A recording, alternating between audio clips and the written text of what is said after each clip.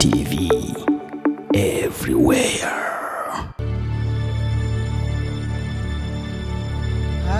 Ndabasuhuje, nitwa Studio bahaye ikaze kuri UB Media TV. Uko umwaka ushize undi ugataha, igihe kikagenda gitanga itandukaniro, abakurikiranira hafi umuziki w'u Rwanda ukoramye no guhimbaza Imana bahurira ku mpinduka zikomeye zatumye u Rwanda rumaze kugira abahanzi bageze ku rwego mpuzamahanga, bakanatumirwa kuririmba mu bihugu byo ku migabane yose yo ku isi dutuye. Urugero nka Israel Mbonyi ukunda gutumirwa mu biterane bikomeye cyane hirya no hino ku isi, ndetse akaba aherutse gutaramira mu gihugu cya Israel. Hari umugabo witwa Adrien Misigaro, kuri ubu atuye muri Leta Zunze Ubumwe za Amerika. Twavugana Gentil Misigaro utuye mu gihugu cya Canada, Gabi Kamanzi, James na Daniela n'abandi benshi bari kugenda bifashishwa mu bitaramo hirya no hino ku isi. Ikindi biragaragara ko uburyo ibihangano by'abanyarwanda usanga bikurikirwa cyane ku mbuga nkoranyambaga nka YouTube, Instagram, Apple, Amazon, Spotify n'izindi, byerekana ko umuziki w'u Rwanda umaze gututumba hejuru. Kuri uyu munsi twabateguriye impamvu 5 by'umwihariko twise amatafari zagejeje umuziki nyarwanda mu rukenyerero, cyangwa se hagati yaho akabaye ugera. Kugira ngo dukore iki cyegeranyo kandi twifashishije izindi ngero dushaka gusobanura iterambere rya gospel umwaka ku wundi, dufatiye urugero nko mu mwaka w'1995 mu makorali wasangagamo abantu benshi bafite impano zo guhanga, ariko ibihangano byabo babihaga amakorali. Impamvu babihaga amakorali nuko nta nzira yari ihari yo gutambutsa ubutumwa bw'umuhanzi ku giti cye, dore ko mu Rwanda hari radio zitarenze 3 gusa. Nta bindi bihangano bifite aho bihuriye na gospel byari byakabayeho. Aha twavuga hagati y'umwaka w'1995 n'umwaka w'2000 umuziki wari utangiye gucagata. Nyuma yaho gatoya, bamwe mu bahanzi bananiwe kwiyumanganya batangira kwiyumvamo kugaragaza impano zabo, ndetse indirimbo bahimbaga batangira kuzikoresha mu ma studio yari make icyo gihe anahenze. Icyo gihe batangiye kugeza ibihangano byabo kuri radio y'igihugu, indirimbo zabo zitangira gukundwa, ndetse bamamaza ubutumwa bwiza mu nsengero zitandukanye. Ababimburiye abandi harimo Apotre Aponel kuva mu gihugu cy'u Burundi, ariko ufite uruhare rukomeye cyane mu iterambere ry'umuziki wo kuramya no guhimbaza Imana mu Rwanda. Twavuga nka Nelson Mucyo, Theo bose babireba, Tonzi, Gabi Kamanzi, Dominique Nick Ashimwe, Basiye Bizimana, Aline Gahongayire, Mani Martin, Edi Kamoso, Patrick Nyamitari, Uwimana Aime n'abandi. Aba bakoreye umuziki mu gihe kigoye, aho amazi yarageze mu mavi, ari nako bamwe muri bo bahisemo gukora umuziki usanzwe. Mani Martin na Patrick Nyamitari bo basanze uyu muziki batazawigarurira, ndavuga umuziki wo kuramya no guhimbaza Imana, bahita bahindura bigira muri za njyana twise secular. Abandi bakomeje urugendo, ari nako baharurira ikibuga ikiragano cyagombaga gukurikiraho, bituma uyu munsi u Rwanda rumaze kugira abahanzi benshi kandi batunzwe n'umuziki. Mu kanya gatoya ndaza kubagarukira ku bahanzi 9 batunzwe n'umuziki wo kuramya no guhimbaza Imana. Kuva mu 2011 kugeza uyu munsi muri 2022 ni igihe cyaranzwe n'iterambere rigaragarira buri wese biturutse ku ikoranabuhanga. Ibi byatumye za mpano zari zarapfukiranywe zigaragaza, ndetse zibonaho kugaragariza impano zabo. Aha nibwo abahanzi nka Tasie Titus, Israel Mbonyi, Dani Mutabazi, Bosco Nshuti, James na Daniela, The Pink, Gentil Misigaro, Adrien Misigaro, Bigizi Gentil, Nyakwigendera Giselle Precious n'abandi tutabasha kurondora, bafatanyije na bagenzi babo twavuze haruguru, bakubaka mu buryo butajegajega umuziki wo kuramya no guhimbaza Imana hano mu Rwanda. Hari bimwe mu byatumye umuziki wo kuramya no guhimbaza Imana ugera ku rwego rushimishije mu Rwanda. Icyambere harimo gukorera ku ntego no gufata ingamba ku bahanzi ubwabo. Abahanzi benshi bamaze gusobanukirwa impamvu bahamagawe, ndetse no kumenya uburyo bwo gukoresha impano y'uburirimbyi. Nubwo nta byera ngo de, ariko benshi bamenye ko ari abagenzi bajya mu ijuru, bityo bakaririmba ariko bagasenga, bakira imbuto zikwiriye abihannye ndetse bagahuza umuhamagaro n'ijambo ry'Imana. Hejuru y'ibyo, abahanzi basigaye bakorera ku ntego, bagategura plan cyangwa se icyerekezo cy'ibikorwa mu gihe runaka, bagashyiraho n'umurongo ngenderwaho. Iki ni kimwe mu bya mbere byazamuye umuziki ku rwego rwo hejuru mu Rwanda wo kuramya no guhimbaza Imana. Ku mwanya wa kabiri hari uruhare rw'itangazamakuru. Itangazamakuru rikomeje gutanga umusanzu ufatika mu iterambere ry'indirimbo zo kuramya no guhimbaza Imana, bigendeye n'ubwiyongere bw'amaradiyo, televiziyo ndetse n'ibinyamakuru bikorera kuri murandasi. Itafari rya gatatu ni ikoranabuhanga. Uko u Rwanda rurushaho gutera imbere, niko na gospel idasigara inyuma. Hejuru y'impano, abahanzi benshi bahisemo kugana ishuri, by'umwihariko ishuri ryo ku Nyundo ahize abahanzi batandukanye nka Papi Clever. Abataragize ayo mahirwe nabo usanga bakomeje kwiga kuririmba no gucuranga hifashishijwe ikoranabuhanga nko kuri YouTube ndetse n'izindi mbuga nkoranyambaga, bakanaryifashisha mu kugaragaza ibihangano byabo. Ikindi, abahanzi basigaye bigira kuri bagenzi babo bakorera umuziki mu bihugu byateye imbere hifashishijwe YouTube. Ku mwanya wa kane, iri tafari ryitwa abahanzi bavuye ku rwego rwo gutunga umuziki, ubu ngubu batunzwe n'umuziki. Mu myaka yashize wasangaga abahanzi bava muri gospel bakajya kuririmba umuziki usanzwe mu rwego rwo gushaka uko babona inzu nziza, imodoka nziza, ariko uyu munsi gospel ikibarwa nk'igihombo bitewe n'amafaranga aturuka ku mbuga nkoranyambaga zikoreshwa n'abahanzi mu bitaramo byishyuza ndetse no mu bikorwa byamamaza. Dominic Nick Ashimwe ni umwe mu baramyi badahwema kugaragaza ko umuziki ari wo soko y'ibyo bagezeho, ariko ari nawe wamufashije kwiga kaminuza, kimwe na Papi Clever uherutse gutangaza ko umuziki wamufashije kurihira umubyeyi we kaminuza. Itafari rya gatanu riravuga riti amarushanwa atanga agatubutse ndetse n'abaterankunga. Rwanda Gospel Star Live, Rise and Shine Talent Hunt, Star for Jesus, Apostle TV Got Talent n'andi marushanwa menshi, namwe mu marushanwa akomeye yatumye abahanzi ba gospel bakora cyane bitewe n'ibihembo bitangwa muri aya marushanwa. Ayo matafari avuzwe hejuru ndetse n'ayandi tutabashije kuvuga, hari aho yakuye gospel ndetse hari n'aho ayigejeje. Gusa ikibazo buri wese akwiye kwibaza ni iki ngiki: ese ni ryari amazi azaba menshi nk'umugezi ukaba utakwambukishwa amaguru? Gukora cyane kandi ukabanza Imana muri byose ni urufunguzo ruzadufungurira uyu muryango. Umuziki wo kuramya no guhimbaza Imana tudashidikanya, nta n'uwabishidikanyaho usibye twebwe, umaze kuzamura urwego nk'uko twabibonye kuri iri tafari rya kane. Abahanzi bavuye ku rwego rwo gutunga umuziki, ahubwo umuziki urabatunze. Munyemerere ubwo tumaze kureba aya matafari yubatse umuziki nyarwanda, duhite dusimbukira ku bahanzi bamwe na bamwe bemeza ko batunzwe n'umuziki gusa, barimo Papi Clever n'abandi. Urutonde ntabwo twakurikije ngo uhembwa menshi, uhembwa make, oya. Reka dutangire duhereye ku mwanya wa mbere, aho twashyize umugabo witwa Israel Mbonye. Watangiye umuziki mu mwaka wa 2015, gusa mbere yaho yakoraga umuziki.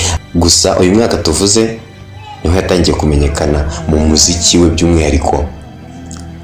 Israel Mbonye ni umwe mu bahanzi bamaze gusohora indirimbo nyinshi zikagira igikundiro atateganyaga.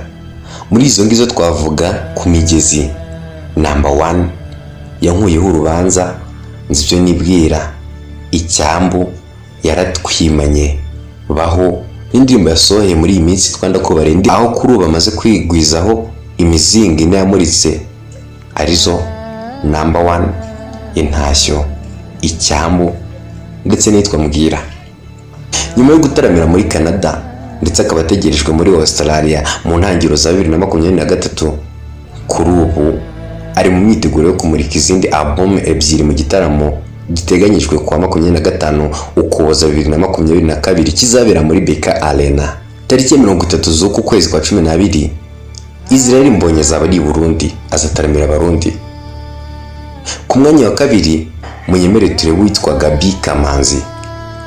Iyo umuvuze benshi bahita biyumvira indirimbo Amahoro, nubwo afite n'izindi nyinshi zakonzwe nk'iyitwa Arankunda ndetse na Day to Day. Umwe mu bahanzikazi birunduriye muri gospel, binamwubakira izina ndetse n'igikundiro kidasanzwe muri Afurika nzima. Gaby Kamanzi yize muri kaminuza yigenga ya Kigali IRK, aho yigaga ibijyanye n'icungamutungo. Gusa we akaba yarahisemo gukoresha impano ye y'umuziki, kuririmba no kubwiriza ubutumwa bwiza. Amaze kujya mu bihugu bitandukanye ku isi abwiriza ijambo ry'Imana. Mu byo yagezemo harimo Leta Zunze Ubumwe za Amerika n'ibihugu byinshi bya Afurika ndetse n'ibihugu byo mu Burayi. Ku mwanya wa gatatu munyemere turebe umugabo witwa Patient Bizimana. Uyu muramyi wamenyekanye cyane mu ndirimbo zitandukanye, harimo iyitwa Menye Neza, Ubwo Buntu, Ikimenyetso n'izindi. Ni umwe mu baramyi bazwiho kuririmba indirimbo zikundisha abantu umusaraba. Mbere yo gutangira kuririmba yari azwiho gucunga ruhago. Uyu mugabo yakiniye ikipe ya Marine Football Club, gusa aza gusezera ruhago akiri muto cyane, yigegurira umwuga w'uburirimbyi. Kuri ubu abarizwa muri Leta Zunze Ubumwe za Amerika, aho yasanze umugore we Gentil Wera. Aherutse gusohora amashusho y'indirimbo Ngeze ku Iriba yakoranye na Nelson Mucyo. Patient Bizimana nawe yasoreje kaminuza muri IRK. Yashyize umutima we wose mu muziki, ntiyagira kandi kazi abibangikanya, kandi byaramuhiriye cyane dore ko atunzwe n'umuziki nawe kuri ubu ngubu. Aime Uwimana ku mwanya wa kane. Aime Uwimana ni umwe mu bahanzi ba gospel dusanga ku ruhembe rw'imbere mu Rwanda, bitewe n'uko ari we wabimburiye abandi gusohora indirimbo nyinshi zakunzwe, higanjemo n'izo mu gitabo. Yakunzwe mu ndirimbo nka Muririmbire Uwiteka, Inkovu z'Urukundo, Iminsi Yose ndetse n'izindi nyinshi zuzuye ubutumwa bwigaruriye abantu ndetse n'imitima y'abakunda kuramya. Twavuga nk'indirimbo Ninjiye Ahera Cyane. Umutima we wose uba mu gukorera Imana binyuze mu kuramya no guhimbaza. Akaba ari umurimo akora amasaha 24 kuri 24, dore ko nta kandi kazi akora katari umuziki. Kuri ubu ashyize imbaraga mu gufasha abandi bahanzi, dore ko afite na studio ye bwite. Ku mwanya wa gatanu hari umugabo witwa Uwiringiyimana Theogene, izina abantu benshi bazi, Theo bose babireba. Uramutse uvuze abahanzi bahiriwe n'umuziki ukibagirwa umuririmbyi, benshi bagutera amabuye bitewe n'uko azwi cyane, ndetse indirimbo ze zikaba zicurangwa ahantu hose, yaba mu mujyi, mu cyaro, mu nsengero, mu masoko ndetse no mu tubari.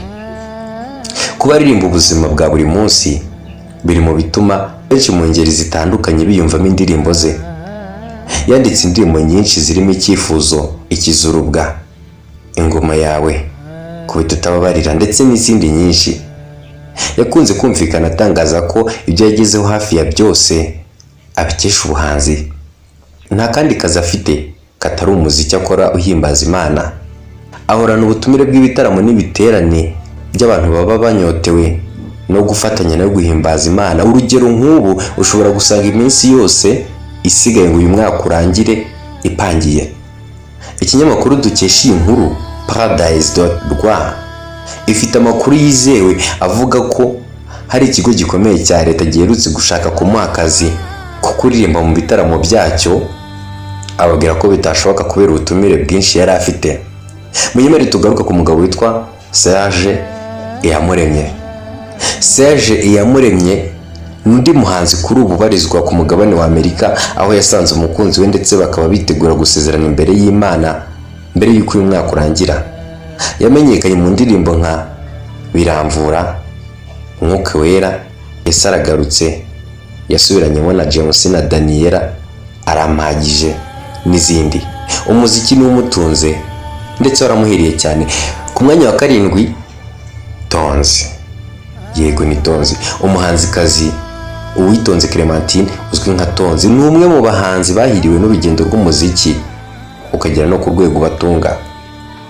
Uyu munyabigwi Tonzi nyuma yo gusohora indirimbo ikoze mu njyana ya Zulu yiswe Humura, yasohoye kandi Drive, Umugisha, Ushimwe n'izindi. Yamaze kwigarurira imitima y'abanyarwanda biturutse ku buryo yirunduriye muri gospel.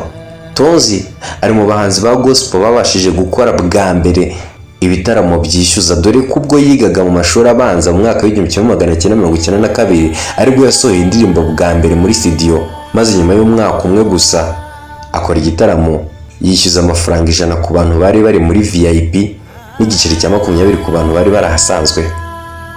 Tonzi umubyeyi w'abakobwa 3 yabyaranye n'umugabo we Alpha akubutse i Burayi, aho yakoreye indirimbo yo mu rurimi rw'igifaransa yise C'est toi, ifite amashusho yafatiwe mu gihugu cy'Ububirigi. Yari yagiye i Burayi mu biruhuko hamwe n'umuryango we, agaruka i Kigali akikiye umwana w'umukobwa yibarukiye i Burayi. Ku mwanya wa 8 Papi Clever na Dorcas, abaramyi bari ku isonga mu bakunzwe cyane nka Papi Clever n'umugore we Dorcas bahiriwe cyane n'umuziki, aho wabongereye igikundiro cyane. Ibintu bishimangirwa no kuba muri uyu mwaka wa 2022 aribo baramye barebwe kurusha abandi bose ku rubuga rwa YouTube. Mu banzi bose barebwe cyane mu Rwanda, Papi Clever na Dorcas baza ku mwanya wa 3 nyuma ya Diamond Platnumz na Bruce Melody. Iki ngiki ni ikimenyetso cy'uko umuziki wabahiriye rwose. Mu bakunda ababaramyi harimo Miss Nishimwe Naomi wabaye Miss Rwanda mu mwaka wa 2020, uherutse kubihamya kuri bose babireba ku rubuga rwe rwa Instagram, akandika ati ndabakunda. Umunsi ku wundi Papi Clever na Dorcas baba bahugiye mu gushaka ubutumwa n'ibihangano bifasha imitima y'abakunda umuziki wa gospel. Umuziki niko kazi kabo. Baherutse kuzenguruka Uburayi kubera umuziki. Nkomezi Prosper nawe ari kuri uru rutonde. Prosper umuramyi akaba n'umuhanga mu mibare, dore ko ariyo yize mu mashuri yisumbuye, atunzwe n'umuziki uhimbaza Imana, dore ko ariko kazi ke ka buri munsi. Uyu musore yatangiriye umuziki Rwamagana, aza kwanzura kuwukorera i Kigali. Nyuma yo gukora indirimbo Sinzahwema, Singitinya, Nzayivuga, Amamara n'izindi zikamuzamurira izina n'igikundiro, ubu ni mawe n'umuziki ndetse ahora mu ngendo zivuga butumwa. Urugero, uramutse umushatse mu mpera z'uyu mwaka ngakuririmbire mu gitaramo cyangwa igiterane, ntabwo wamubona rwose, kandi ingero turazifite. Uyu musore ukiri muto ariko ushobora kuva mu buseribateri vuba, aherutse gukora ibitaramo i Burundi na Kenya, ndetse ikinyamakuru dukesha iyi nkuru Paradise ifite amakuru ko mu mwaka wa 2023 azakorera ibitaramo ku migabane itandukanye. Hari icyitonderwa, abo dushobora kuba twashyize kuri uru rutonde kandi wenda bafite akandi kazi, ubwo ayo makuru baba barayagize ubwiru. Gusa icyo duhagazeho ni uko umuziki wabishyira imbere kurusha ibindi byose. Reka tuvuge tuti muzagira impera z'umwaka nziza kandi muzatangire undi mu mahoro. Nitwa Didas Turirimbe, mwagize neza gukurikira UB Media TV. Mugire ibihe byiza.